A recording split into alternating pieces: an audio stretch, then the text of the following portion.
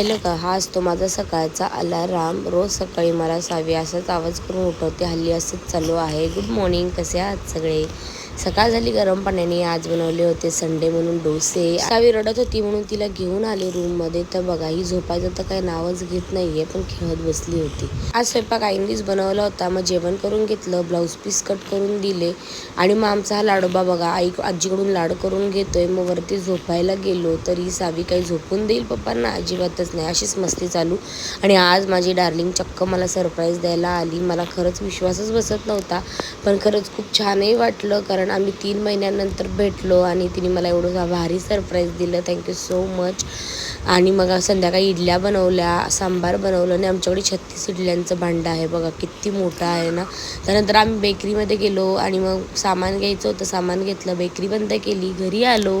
आणि मग काय, आजकाल माझा दिवस तर सावीमध्येच जातो. आणि मग सावीसोबत वरती आले, तिच्यासोबत मस्ती केली आणि तिला कॅमेऱ्यात पाहायला खूप आवडतं. तुम्हाला माझे व्हिडिओ आवडतात का? मला नक्की सांगा. इन्स्टाला पाहत असाल तर फॉलो नक्की करा. Bye, good night.